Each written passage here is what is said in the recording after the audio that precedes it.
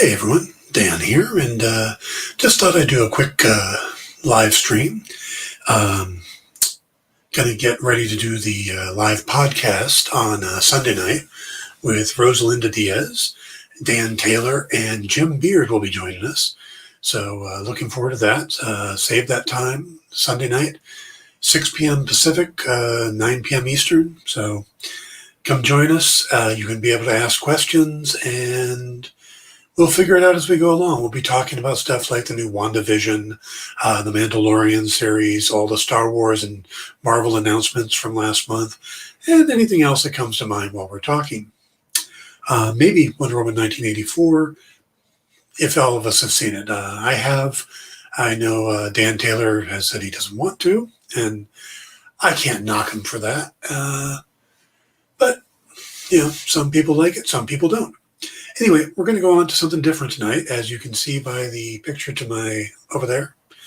I'm hoping that's showing. I'm still working out the kinks here, but if not, I picked up the Star Wars, the New Republic, or the High Republic first issue, and I got the variant cover. I'm not sure exactly who did this particular variant. Let me see if it says so inside. Variant cover, quite a few.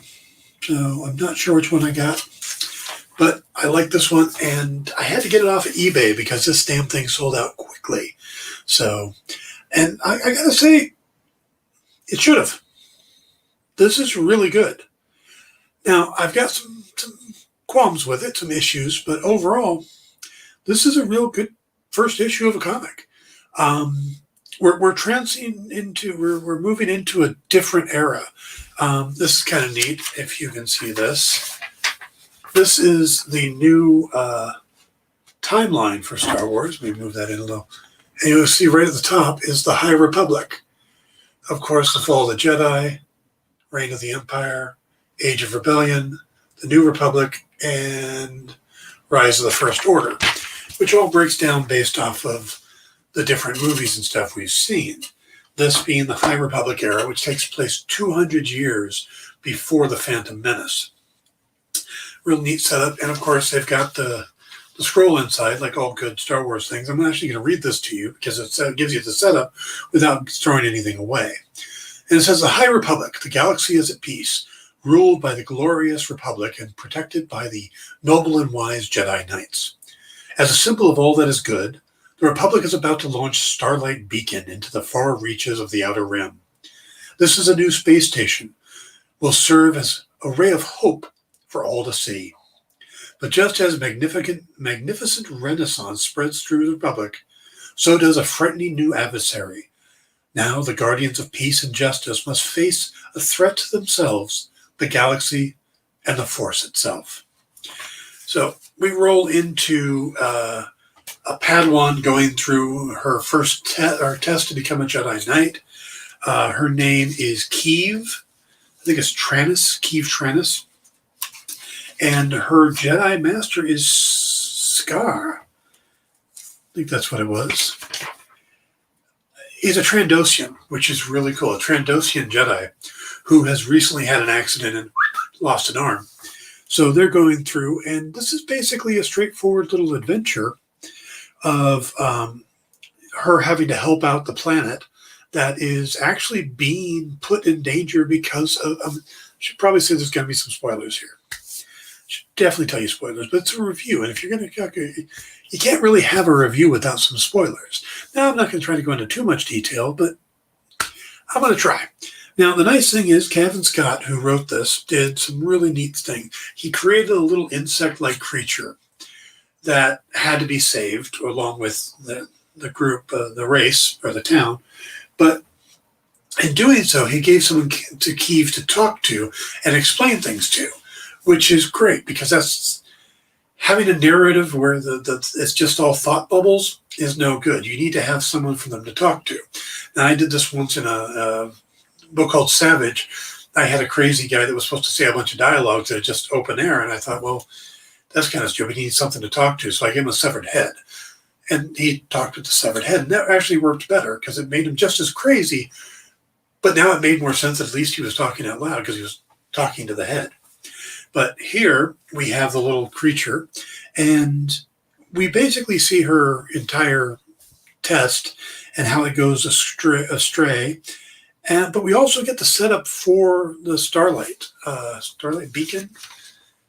Yeah, I'm horrible with names. If you haven't, Starlight Beacon. We meet who's going to be running Starlight Beacon. We get a chance to see Yoda, not Baby Yoda. Yoda. Remember, Yoda is really freaking old when we meet him on Dagobah. So, and of course, we meet him in Phantom Menace. He's still somewhat old, but this is a younger Yoda who's not actually on the council right now. He stepped away to go do some stuff. So this is Action Yoda. Yeah, let's go with that. Instead of Baby Yoda or Old Yoda, this is Action Yoda.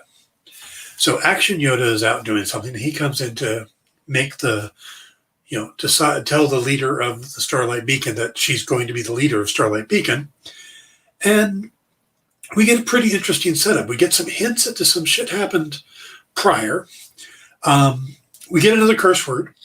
That seems to be the new thing with the Star Wars right now. So, oh my God, I said Star Trek. Oh, I'm going to get bad thunders. With Star Wars is that a lot of people are, they're pushing curse words right now, which is kind of weird. I mean, in Mandalorian, we get Dank Farrik, which I assume is the equivalent of God damn it. And then we get Crick, which I think is the equivalent of Battlestar Galactica's frack. And you know what that means. So they're pushing curse words in Star Wars, and I'm kind of funny about that. I think that's interesting. But there seems to be something going on with Scar. I think I'm getting his name right. He's this badass Trandoshan, and I've got kind of a thing for Trandoshans anyway. I really like, I'm sorry, Skier. 2 S's, Keer, Skier. And Skier is a one-armed Trandoshan Jedi Master. Now, he's one-armed because he lost the arm recently in a battle with the Nihil, and I guess Trandoshans are supposed to be able to grow back their arms. So that's him there, over there, in the middle, and that's Keeve in front of him. And the creature in the back there doesn't really appear in the comic, nor do the twins. So I'm, again, not sure who did this cover. It's a cool looking cover, but not have to do with the story. The story is about Keeve and her final trial to be a Jedi Knight and her master. Also, oh man, I'm doing horrible with names here. Avar Chris, who becomes the marshal of the station. Now, that's really what you get out of this comic, but you get some good setup, and Cavan Scott does a really good job of creating this world with just enough hints. We get a little bit of familiarity with Yoda showing up. We get the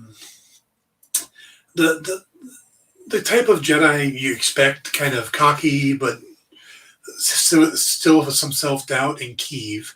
We get the stoic master in Scare, and then we get she seems almost mythical in the new marshal of Starlight Beacon, and it's a really nice setup. Cavan Scott did really nice setup. The artwork is done by, I'm going to try to pronounce this.